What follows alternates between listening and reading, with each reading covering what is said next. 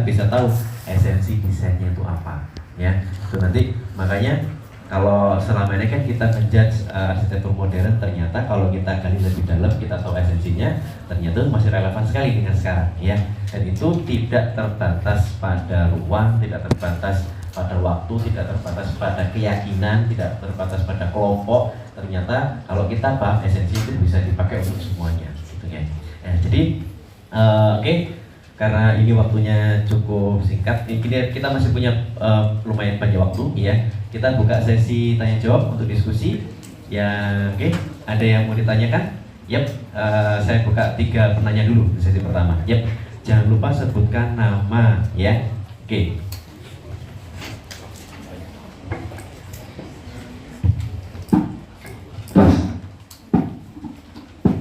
Tes.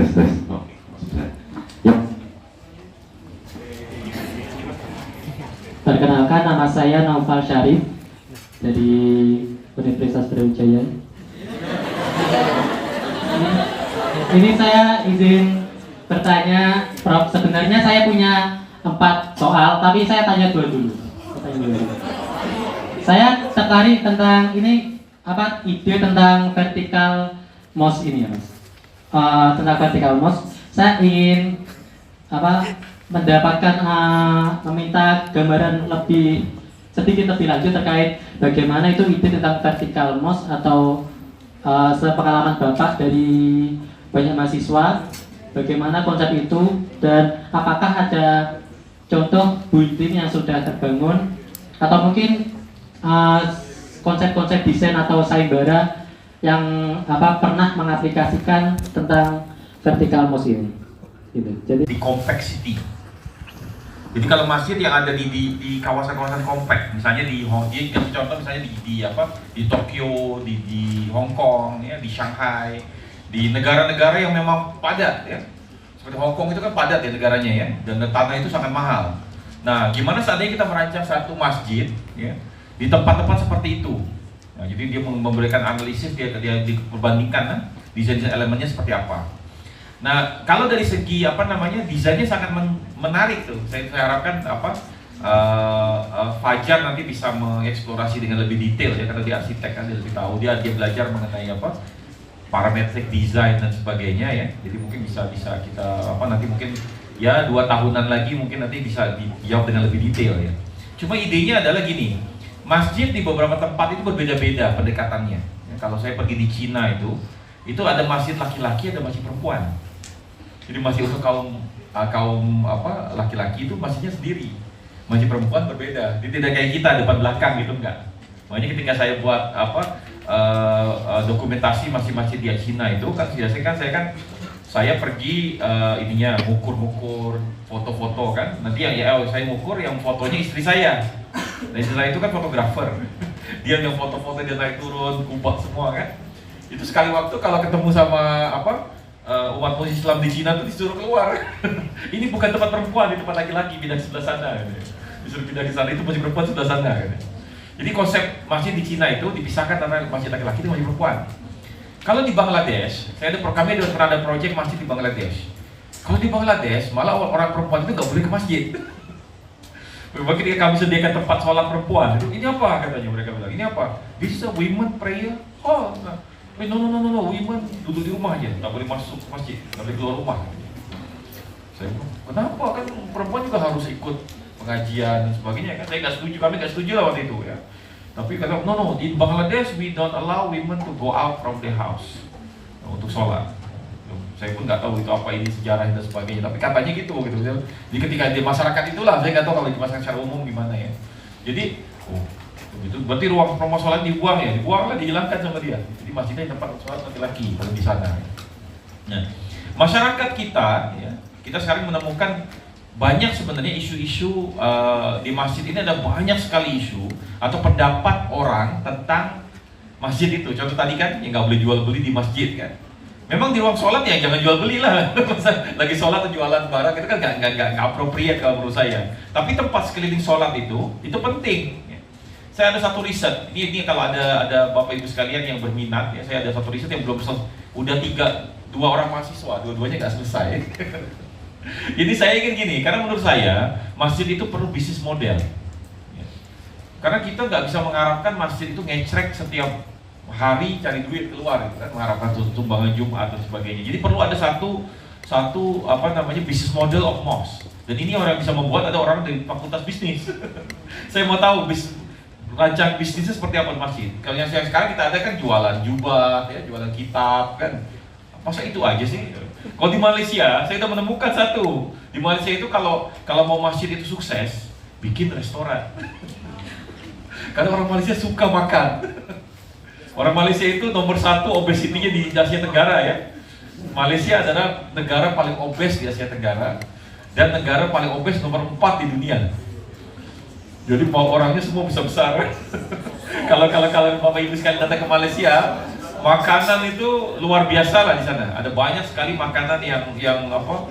Nasi lemak kan, nasi kandar kan, masakan dari India, dari Cina, dari apa berbagai negara dicampur di situ. Ya. Dicampur di Malaysia itu. Jadi konsep rumah makan itu adalah satu bisnis model yang mungkin sukses di Malaysia. Nah pertanyaannya saya mau tahu apa itu aja semua bisnis modelnya, bisnis model lain apa yang bisa dijalankan. Ini maksud saya ada 2 orang dari fakulti bisnis, ya, dua-duanya nggak selesai, satu master 1 PhD. Saya bilang kapan saya mau produksi, karena bisnisnya penting ya, supaya kita bisa ada satu bisnis model. Nah pertanyaan tadi itu, kalau kita melihat dalam tanah yang sempit ya, harus naik ke atas. Nah, gimana cara desainnya kan? Itu kan menarik tuh. Kenapa? Kan kalau kita di masjid biasanya kan soal yang umumnya orang kalau mendesain masjid itu tempat wudhu, toilet itu dipisah dari bangunan sholat kan? Katanya itu haram dan sebagainya kan? Menurut Hafsah tidak. Menurut saya tuh nggak ada arahan suruh pisahkan, itu nggak ada katanya. Itu persepsi orang aja katanya. Ya saya nggak tahu, dia yang buat riset kan, saya pun nggak. Tapi sebagai besar kalau arsitek aja perisetnya dipisahkan. Dan dengan tanah yang terbatas Pak, gimana caranya kan? Masa tempat wudhunya mau di ground basement, nanti naik ke atas, agak susah juga ya, tetap satu bangunan juga kan? Nah, itu gimana? Katanya saluran kotorannya nggak bisa di masjid. Sama juga dengan ide orang bilang apa namanya, kan ada hadis yang mengatakan kita tidak boleh menghadap kiblat ya kalau tidur kan, tempat apa BAB itu nggak boleh menghadap kiblat kan? Dan katanya sebagian besar apa masjid umat Islam tuh kalau menghadap kiblat dikatakan Islami. Itu menarik tuh, ada beberapa riset saya temukan di Solo, di beberapa tempat mengatakan bahwa di Malaysia pun ada. Kalau bangunan rumah tradisional itu menghadap kiblat katanya itu rumah Islami. Yang menarik itu rumah Toku Palom ya. Toku Palom itu salah satu ulama terbesar di Malaysia. Rumahnya tidak menghadap kiblat. Dia miring dari kiblat kan, saya bilang oh itu nggak ini masalah ini, saya bilang nggak, apakah itu ya nggak tahu lah itu. Tapi kembali ke pertanyaan tadi, bagaimana ininya Pak? Saya rasa kalau Bapak berminat untuk bikin skripsi apa ya, itu gimana ininya kan? Kita ada beberapa kasus memang di Indonesia ada yang masjid itu diintegrasikan dengan mall. Yang wajar itu karena kenapa dibuat topik itu, karena dia punya proyek, ada 2 proyeknya itu untuk masjid itu di Telkom di Bandung. Jadi masjidnya itu memang masuk di kantornya Telkom itu. Kita biasa lihat musola atau surau ya di dalam masjid, tapi ini masjid. Memang ada sholat Jumat di situ. Jadi kalau disatukan di masjid itu gimana ininya? Apa integrated atau dia terpisah atau gimana? Nah itu saya rasa itu kurang lebih itulah ini topiknya. Nah, jadi kalau menurut saya suka nggak suka ya, kita akan sampai level itu. Karena apa namanya kita perlukan tempat sholat kan, satu. Apa kita mau menerima aja pakai sholat di basement shopping komplek itu kan? Apa kita menerima ya seperti itu gitu kan? Ya itu mungkin untuk sholat fungsional. Tapi dari segi community development center bagaimana? Ya, karena konsepnya berbeda, bukan tempat sholat aja kan? Community centernya bagaimana membangun dan sebagainya. Jadi makanya kadang-kadang isu mengenai sustainability of finance, sustainability of design itu semua penting dalam desain masjid tadi, termasuk masjid vertikal itu. Jadi itu pendapat dari saya lah kalau ininya, kalau kita diskusikan lebih detail nanti setelah ada risetnya ya. Oke, terima kasih Prof. Mas, tunggu dulu ya pertanyaan yang sisanya tadi, ganti temannya dulu ya. Oke.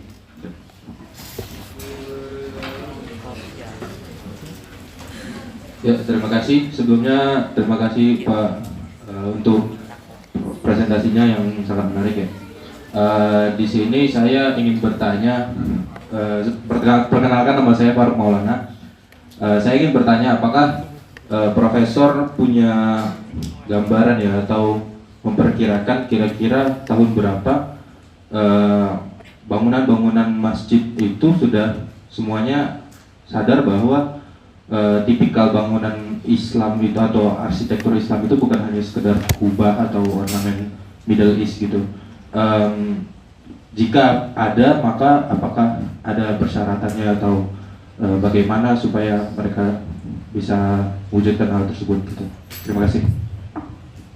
Terima kasih, pertanyaannya bagus sekali ya, dan sangat susah dijawab sebenarnya. Kalau saya melihatnya memang gini, kita harus merubah persepsi ya. Biasa masyarakat itu melihat namanya bangunan masjid ya. Sebenarnya yang perlu dibangun itu bukan bangunannya dulu. Ada namanya institusi masjidnya. Institusi masjid itu jauh lebih penting dari bangunan masjidnya. Contoh ya, saya Bapak dikasih duit misalnya 50M ya untuk bikin masjid. Sebagian besar orang diberi duit 50M, 50M-nya itulah dijadikan masjid. Padahal sebenarnya kalau menurut saya mungkin hanya 10M aja jadi masjid sebenarnya. Yang 50M itu adalah membuat satu sistem sehingga masjid itu bisa sustain dan dalam masa setahun 2 tahun bisa menghasilkan 100M. Kalau saya gitu. Jadi masjid itu seharusnya bukan kita menyumbang duit ke masjid, tapi masjid itu yang kasih beasiswa ke anak kita untuk sekolah. Konsepnya gitu sebenarnya. Jadi kita perlu satu sustainable ya. Ini kata sustainable ini menarik nih ya, sustainable SDG gitu kan. Tapi sustainable ini punya 3 dimensi ya. Tadi semua ada 3 dimensi sustainability. Yang pertama namanya sustainable in term of environment. Ya. Environment maksudnya apa? Dia ramah lingkungan, tidak merusak lingkungan dan sebagainya. Biasa orang pahami sebagai sustainability. Tapi sustainability punya dimensi yang kedua, namanya social sustainability. Social sustainability termasuk politik, sosial, budaya dan sebagainya. Ya. Apakah kita bisa long lasting di situ, masyarakat merasa diwadahi, interaksi masyarakatnya baik, itu social sustainability. Nah, yang ketiga, yang terakhir ini namanya financial sustainability. Ya. Sustainability secara keuangan. Ya. Kalau kita buat sesuatu itu apakah dia bisa maintain? Makanya Dubai itu mengalami krisis ya. Dubai itu kalau Bapak Ibu perhatikan sekarang dia nggak ada pembangunan yang besar-besar lagi. Dulu kan ada yang apa? Yang palm itu kan, pulau yang palm itu diuruk dan Burj Khalifa ya, yang berapa ratus lantai dan sebagainya. Karena mereka sadar ketika bangunan sudah dibangun, menghabiskan duit yang banyak, ternyata memeliharanya perlu banyak uang daripada membangunnya. Itu yang kadang-kadang kita missing di situ. Jadi kalau menurut saya, yang lagi kita tidak memandang penting institusi masjidnya. Institusi itu macam-macam. Ya. Saya contoh gini, akan lebih baik ya kalau masjid itu imam, muazzinnya semua itu dapat gaji setiap bulan. Di Malaysia dapat gaji, tapi dapat gaji digaji oleh pemerintah, ya, oleh wajib jabatan agama Islam, diberi uang zakat dan sebagainya, dia dibayar gaji setiap bulan. Jadi mereka kerja itu lebih tenang, gitu kan. Of course kita ada satu isu, karena apa? Jadi mereka jadi perpanjangannya pemerintah ya. Secara demokrasi mungkin nggak terlalu baik gitu kan. Khutbah Jumatnya semua pakai teks dari pemerintah gitu kan. Nah itu jadi satu question social sustainability mungkin nggak begitu bagus. Ya. Tapi kalau kita cuma menghabiskan semua duit untuk bangunan saja tanpa memperhitungkan maintenance, memperhitungkan sustainability-nya, rugi kita. Jadi masjid itu akhirnya gitu. Ada sekarang beberapa masjid itu bukan hanya di Malaysia, di Indonesia pun saya temukan beberapa masjid yang ditinggalkan ya, yang tidak lagi ada orang pergi ke sana, kosong gitu kan, tidak dipelihara dan hancur dengan sendirinya, gitu kan? Tidak ada yang merawat dan sebagainya. Itu yang kita hindari lah gitu. Jadi yang penting itu kita harus merubah persepsi untuk melihat arsitektur Islam dari perspektif nilai. Ini yang penting ya. Framework besarnya itu merubah persepsi kita daripada objek kepada nilai. Objek itu barang. Karena diskusi mengenai objek tidak akan pernah selesai. Saya udah banyak beberapa kali dan saya bilang, kenapa masjid harus ada kubah gitu kan? Saya tanyakan, mereka bilang, ya orangnya mau kubah gitu kan? Mau kubah, mau menara. Bapak tahu nggak harga kubah itu berapa? Kalau ada yang pernah buat proyek masjid ya, kubah itu bisa sampai 50% dari anggaran masjid itu. Saya ada satu masjid di Bekasi yang kami terlibat, saya pernah terlibat dalamnya itu 40% anggaran dari itu hanya untuk kubah aja. Di Malaysia, saya pernah terlibat dalam satu proyek masjid itu, menara masjid itu 900.000 ringgit, 3M untuk buat satu menara masjid. Menara ini tinggi-tinggi, nggak tempat duduk juga nggak ada fungsinya, nggak jelas gitu kan. Kalau zaman dulu menara itu nar ya, api itu kan memang bangunan tinggi dinyalakan api. Jadi kalau waktu sholat apinya menyala gitu, orang tahu waktu sholat. Kan sekarang udah ada sound system. Apakah perlu kan menghabiskan sampai 3M untuk yang kemarin yang di Malaysia sekarang yang cukup yang saya mengkhawatirkan, saya khawatir menular ke Indonesia ya. Itu adalah penggunaan AC secara besar-besaran di masjid. Ada satu masjid itu di Malaysia, satu bulan itu rekening listriknya sampai 700.000 ringgit. 3M setiap bulan, baik bukan setiap tahun ya, sebulan. Baik, iya saya paham lah. Saya contoh rumah saya dulu ketika hanya nggak ada AC dulu, listrik saya ya satu bulan paling 20 ringgit gitu kan, 60.000, 50.000 gitu kan. Tapi ketika ada AC satu, saya beli AC dengan mahasiswa saya pindah ke luar negeri, rumahnya ada AC satu, nggak dipakai ya saya belilah satu untuk tempat anak saya yang masih bayi waktu itu kan, suka nangis itu, saya belikan AC satu. Dengan ada satu AC itu rekening saya naik ya dari 20 ringgit jadi 80 ringgit, 60 ringgit, sampai 3 kali lipat. Sekarang itu rumah saya ada 6 AC. Itu kalau musim panas itu kadang-kadang sampai rekening listriknya sampai 400 ringgit, 500 ringgit gitu kan. Kalau 500 ringgit berarti sekitar hampir 1,8, 1,6. Itu baru 6 AC. Ada masjid yang AC-nya sampai 70 AC. Bisa dibayangkan. Karena apa? Double volume kan. Masjid mana ada yang di asap setinggi ini? Double volume. Double volume dua lantai kan? Tempat sholat perempuan di atas. Nah kalau mendinginkan double volume kan perlu AC yang besar, AC sentral dan sebagainya. Nah kemarin ada satu solusi, namanya pakai giant fan. Giant fan harganya 1.400.000 ringgit. Hampir 5M juga harganya, mahal. Giant fan yang kipas besar itu kan, tapi itu lebih mendingan daripada bayar setiap bulan 700.000 ringgit. Nah sekarang pertanyaannya adalah, kita sebagai arsitek, masa nggak ada solusi sih untuk menyelesaikan masalah AC ini di masjid? Kan masjid kan bukan setiap jam ada orang kan. Bayangkan kalau saya ada satu masjid itu yang saya tahu itu sebelum waktu sholat udah dibuka AC-nya, itu sejam sebelumnya ya. Sebelum udah dinyalakan AC-nya itu nyala 70 biji, bayangkan. Saya nggak bisa imagine berapa besar itu ya kan, berapa banyak. Dan saya khawatir di Indonesia semakin banyak yang seperti itu ya, karena itu solusi paling mudah untuk mendinginkan ruangan ya, supaya enak, supaya orang sholat rasanya lebih nyaman dan sebagainya. Apa kita nggak ada solusi lain gitu kan sebagai seorang arsitek kan? Ya makanya kalau kami buat proyek beberapa free mosque design yang kami buat tuh dindingnya kami buang. Orang bingung kan, Prof, kenapa di masjid-masjid yang didesain oleh waris nih nggak ada dindingnya? Saya bilang, ya karena saya nggak mau masjidnya panas. Saya bilang, buang aja dindingnya kan, orang sholat, lihat orang sholat kan bagus kan. Jadi dakwah kan. Ya tempat kamar mandinya, tempat wudunya ditutup lah, tapi tempat sholatnya buka aja, nggak apa-apa. Jadi minimum nggak perlu pakai AC kan. Itu tujuannya ya, dengan iklim tropis yang kita ada sekarang.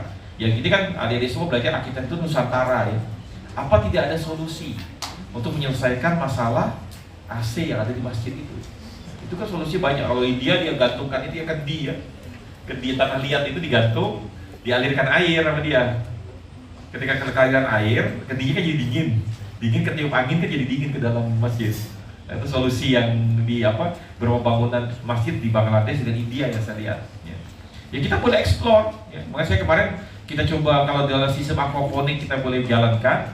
Jadi masjid itu bisa menghasilkan ikan, menanam sayur, gitu kan? Dia belum produksi dan juga dingin. Ya. Dan kemarin ada seorang mahasiswa saya memang tentang green wall ya. Saya terus terang bidang sustainability itu bukan bidang saya. Tapi banyak mahasiswa saya bikin riset mengenai itu. Green wall, ada satu tuh mengenai air hujan, banjir ya. Dia di Cina itu selalu banjir. Bagaimana solusi supaya nggak banjir?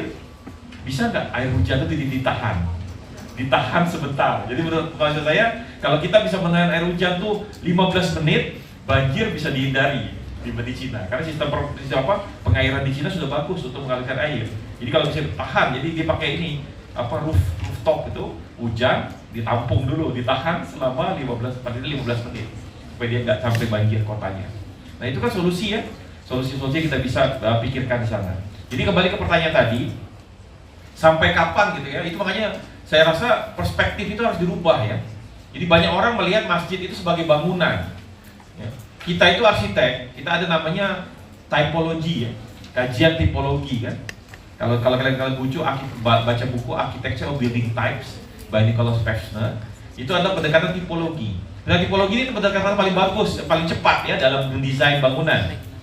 Tipologi ini simpel. Kalau kita bikin perpustakaan, studi perpustakaan yang lain, kita tiru ini ruang-ruangnya. Itu namanya kajian tipologi.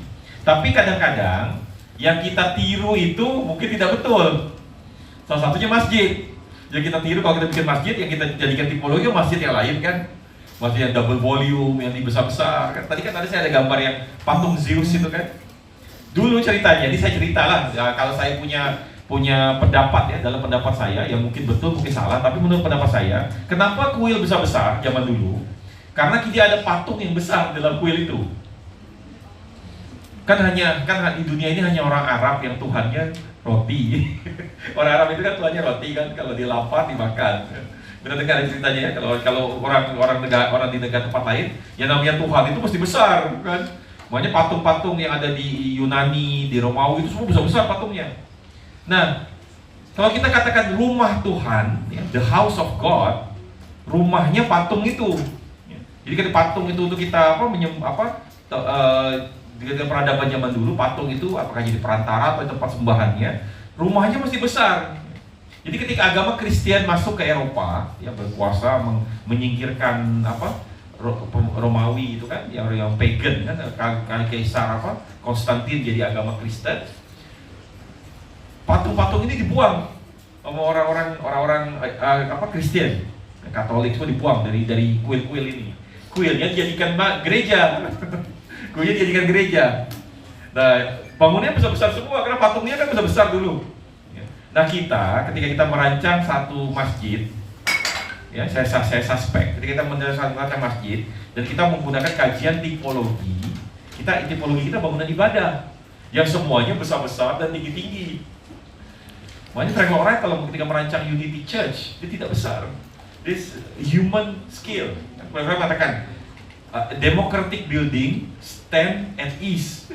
Jadi bangunan demokrasi, bangunan arsitektur demokrasi itu santai bangunannya. Dia bukan bangunan yang pakai eksis yang nyolot gitu kan, yang besar-besar gitu kan. Enggak, dia santai. Semua orang merasa seperti di rumah. Human. Jadi dia human. Itu kan Frank Lloyd Wright mempropagate di Amerika democratic architecture kan. Yang itu ya gitu.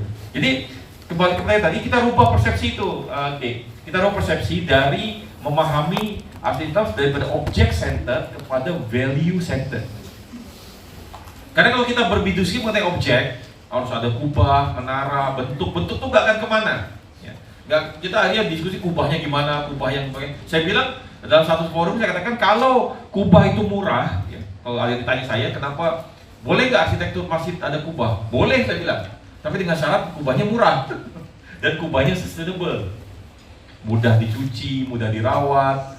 Sekarang itu kubah itu kalau dilihat kubah kemarin baru ada renovasi Masjid Putra kan, itu beratus-ratus berjuta-juta untuk memperbaiki ininya kubahnya, mahal sekali ininya perawatannya, ya, tidak sustainable dan sebagainya. Jadi persepsi itu harus dirubah dari object center kepada value center. Sama juga dengan kalau kita melihat arsitektur vernacular kan, arsitektur Nusantara. Kita nggak mau tuh arsitektur Nusantara tuh cuma jadi simbol aja. Simbol nanti jadi politik ya. Simbol burung Garuda hitam, Batman itu. Politik kan? Kawan saya Pak Revi kan, waduh, iya, Garuda hitam tidak ada kepalanya kan, dia post dalam grup dia. Bukan saya anti tapi menurut saya jangan jadi simbol aja gitu. Kalau kita memahami arsitektur Nusantara, kita bukan bicara simbol yang kita melihat pelajaran di dalamnya. Sama juga kita masjid tadi, bukan hanya kubah atau menaranya, tapi sebenarnya masjid itu apa? Sebenarnya kalau kita belajar masjid tradisional, rumah tradisional itu apa? Pelajaran di dalamnya. Saya nggak sempat bisa jelaskan ya, kalau rumah tradisional Melayu itu sangat hebat. Mungkin ada kesempatan nanti kita bisa buat kuliah umum tentang growing house. Jadi rumah tradisional Melayu itu ketika dia mengukur, itu diukur dari ibu, namanya rumah ibu. Rumah ibu itu artinya nyonya rumahnya itu diukur tingginya berapa, itu dijadikan standar untuk membuat rumah tradisional Melayu. Makanya rumah tradisional hebatnya apa? Berarti tukang tradisional itu customize. Sekarang arsitek customize nggak? Mana ada arsitek bisa buat desain menurut yang punya rumah? Kita kan desain menurut maunya kita. Pakai modern, pakai minimalism. Ini nggak diukur betul-betul ibu rumah itu. Jadikan itu jadi modul untuk membangun modul di rumah tersebut. Makanya saya ketika saya mau penelitian mengenai modularity dalam traditional Malay house, tidak ada modulnya. 1,01, 1,02. Teman saya bilang, Nakula tak ada modul ya? Tak ada, saya udah teliti 50 rumah ini, nggak ada standarnya. Ukurannya lain-lain, tiang ke tiangnya lain-lain semua ini ukurannya. Karena mereka pakai itu.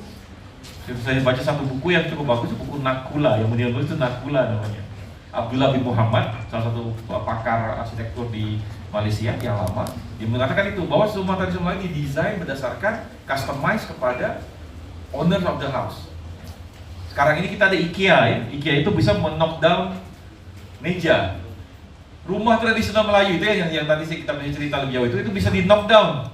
Jadi rumahnya besar, itu dipecah ya, dari mulai lantai atas bawah, kakinya sampai ke atapnya dipecahkan, tidak ada paku sama sekali ya, not even a single nails, dipecah, dinomerin ya, kalau dinomerin biar nggak bingung kan nanti, dinomerin, dibawa ke Kuala Lumpur. Di IPM itu kita ada 12 atau 13 rumah yang dipindahkan dari Kelantan, naik kontainer, dibawa ke Kuala Lumpur, disusun lagi persis seperti rumah yang di Kelantan itu.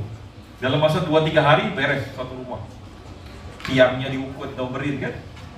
Sekarang saya bilang, rumah-rumah modern sekarang ada yang bisa gitu. Kalau saya orang dulu kalau menikah, anak saya menikah belum punya rumah kan, oh kamu ambillah rumah tuh satu potong, dipotong, nggak ada fotonya tuh, diangkat itu satu kampung, dipindahin ke kampung sana, dia kan nikah di sana, istrinya di sana, tinggal di sana, diangkat itu rumahnya satu kamar itu berapa kamar diangkat, dipindahkan ke sebelah sana, ditaruh di sana. Karena rumah tradisi modern kita bisa gitu, nggak ada. Bahkan rumah prefab yang di Eropa pun repotnya minta ampun kan. Yang ini bisa diangkat, dipindahkan. Masjid Kampung Laut itu daerah banjir kan, karena kebanjiran kakinya dipotong, diangkat, bangun masjid, dipindahkan ke kota baru kan. Ya, walaupun sekarang jadi konteksnya hilang ya, kariahnya, yang selalu sholatnya hilang diganti dengan kota, jadi seperti monumen kan. Tapi bisa dipindahkan jadi pasar.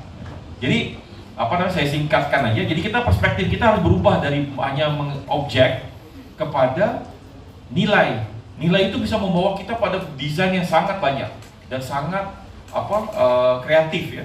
Saya lihat mahasiswa saya itu ketika saya kuliah 2 kali kuliah tentang arsitektur Islam, saya jelaskan nilai-nilai Islam, desain studio, desainnya hebat-hebat.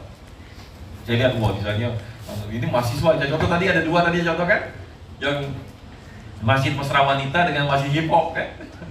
Itu kan keluar dari norma yang kita biasa pahami sebagai masjid kan, tidak ada menaranya lain, kubahnya juga lain dan sebagainya. Ya, jadi itu kalau dikatakan sampai kapan, sampai ini kita kan ini saya harapkan ini ada berapa? Ada 100 orang sampai ini, 40-50 orang kan. Ya minimal semua di sini sadar lah bahwa kubah dengan menara itu sebenarnya tidak wajib dalam masjid. Ya. Kita ada pilihan lain. Bukan kata saya anti kubah atau menara, tidak. Saya katakan kalau kubah menara itu adalah solusi struktural dan solusi arsitektural yang lebih murah, cepat, pakailah kubah dengan menara, saya bilang. Ya, kita ada geodesic dome kan, kubah yang cepat bisa dikonstruksi dan sebagainya. Nah, gunakan kubah atau menara sebagai satu penanda kan, simbol masjid dan sebagainya. Tapi kalau sampai sekian kali yang sekarang ini mahal, ya, 50%, 50% dan sebagainya. Jadi itu Pak ya. Jadi perspektifnya itu harus dirubah. Islam bukan hanya bentuk tapi value center. Lalu masjid itu bukan hanya bangunan tapi dia institusi ya.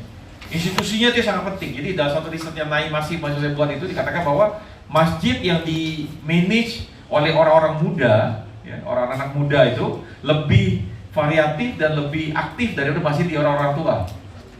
Kamu ini kalau memelihara masjid dibandingkan saya lebih kreatif daripada saya. Kita orang lama kan, jadi buatnya, jadi programnya juga nggak banyak, gitu kan, paling pengajian, paling ada apa? Ada kajian-kajian. Kalau kamu bisa bikin pameran, bisa bikin apa? Nggak tahu apakah e-sport tuh bisa nggak di masjid ya? Ada yang suka e-sport kan? Masjid e-sport. Kalau di Malaysia kita sampai ini loh, sampai internasional loh. Di UCSI kami ada beberapa orang kami yang memang itu e-sportnya sampai ke Shanghai, ke Beijing ya. Saya nggak tahu lah itu relevan atau tidak dalam konstruksi hasil masjid dan sebagainya gitu kan. Jadi itu dari saya, mudah-mudahan bisa menjawab pertanyaannya. Oke, terima kasih, Prof. Sudah cukup jelas ya, Mas ya? Oke, ada lagi pertanyaan? Oke. Karena ini, oke Mas, silakan singkat. Sebutkan nama dulu ya. Terima kasih, Prof. Assalamualaikum warahmatullahi wabarakatuh. Perkenalkan, nama saya Muhammad Radharitsa. Sebelumnya saya coba ini ya, Prof, ya, menyampaikan sedikit sejarah yang saya tahu. Kan Masjid Kuba pertama itu ditemukan kan karena Islam menguasai daerah Bizantium. Lalu pada 7 Masehi itu ya, kalau nggak salah. Lalu ketika saat itu tuh Islam coba meniru bangunan-bangunan yang ada di Romawi tersebut, yaitu Kuba. Lalu bangunan Kuba pertama yang terkenal ada di Yerusalem. Nah, dari bangunan-bangunan itu sendiri, dari zaman ke zaman itu berubah terus-menerus, di setiap tempat berubah dan menunjukkan seperti yang Prof sudah tunjukkan tadi. Ada dari yang India, dari Afrika, bahkan dari Asia, itu banyak jenis model-model bangunannya. Lalu juga Prof memperlihatkan bangunan yang memang menurut Prof itu lebih Islami, entah itu Taj Mahal ataupun bangunan yang diciptakan oleh Frank Lloyd. Nah, dari keberagaman itu semua, pertanyaan saya, kebingungan saya, ini sebenarnya pertanyaan lanjutan dari jawaban Prof sebelumnya juga.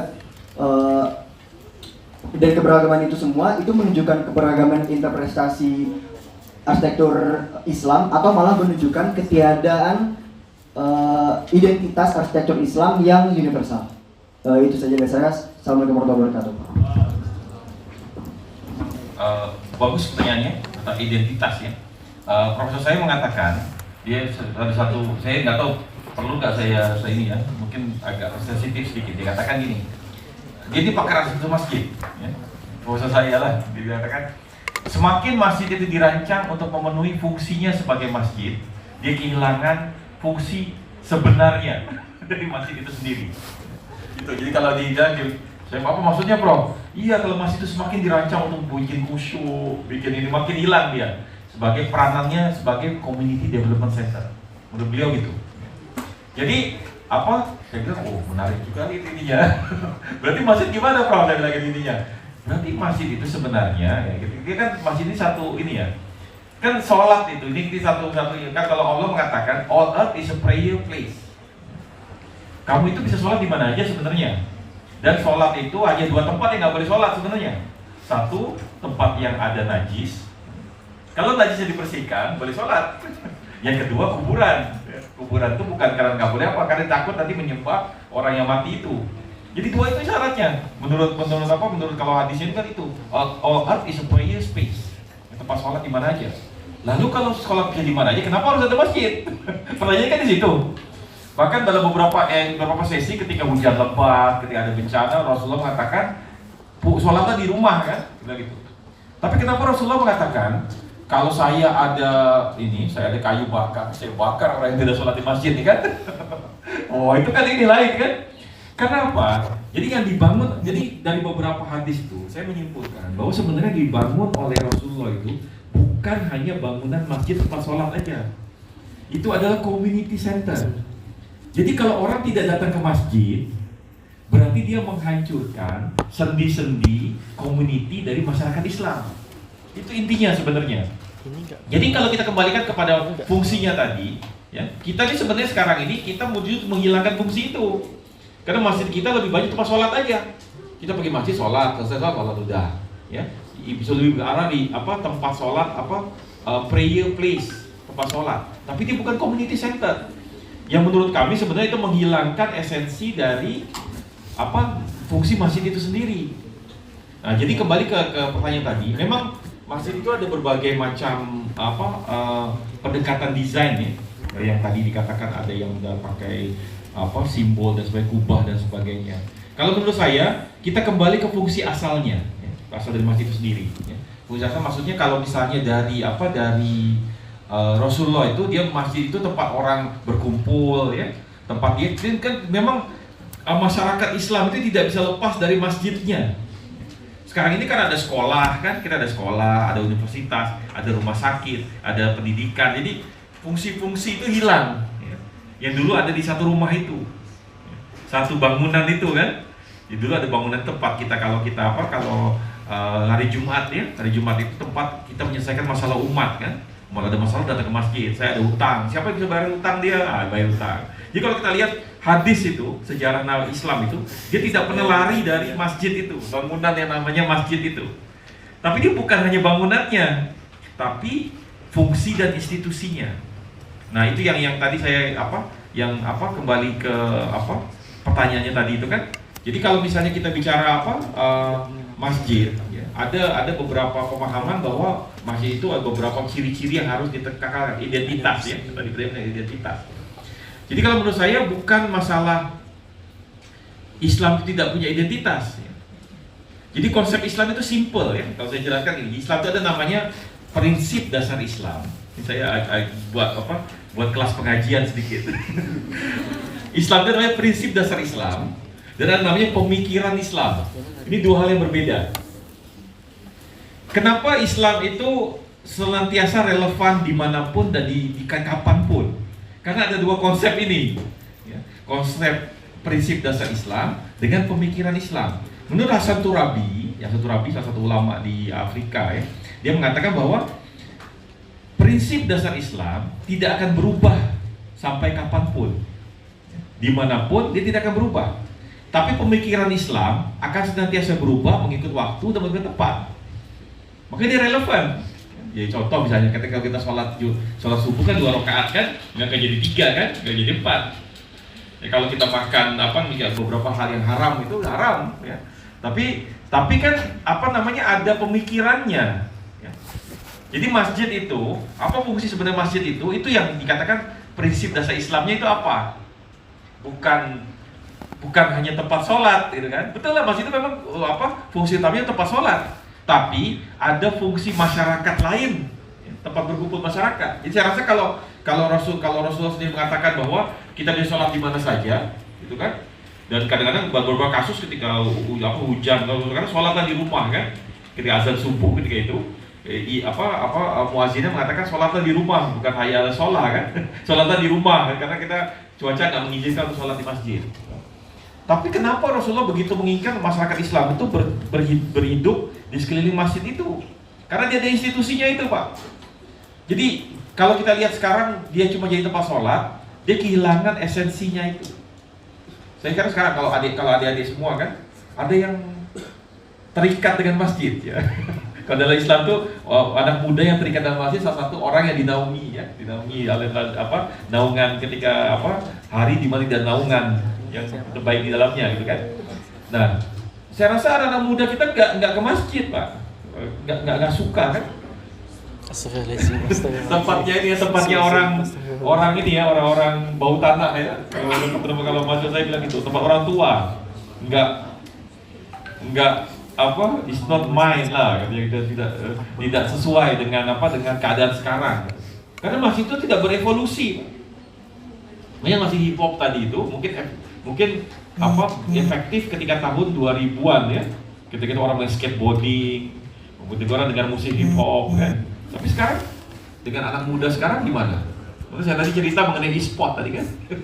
Apakah itu Bang? Saya sampai sekarang masih belum paham kenapa e-sport dikategorikan sebagai sport. Saya karena sport jari aja kan. Saya belum ngerti gitu. Sampai sebagaimana kalau dulu saya suka menerima golf itu sebagai sport. Golf pukul, ternyata enggak, golf itu harus jalan, ya. Oh, jadi berkeringetan juga dia jalan, walaupun kadang-kadang pakai itu bagi itu kan. Tapi masih pukul kan. Ini olahraga jari kok jadi sport, ya? Saya nggak ngerti gitu kan. Tapi itu mungkin bukan saya pahakan, mungkin ada di semua dipahkan di situ. Gitu. Jadi identitas tadi itu, jadi konsepnya simple. Ada prinsip dasar Islam, ada pemikiran Islam. Nah, pemikiran itu harus senantiasa updated dan berubah sesuai tempat dan sesuai zaman. Kalau sekarang dulu orang pergi kerja naik onta, Kan? Dulu kan karena orang bilang dibilang apa istilahnya itu? Apa yang orang salah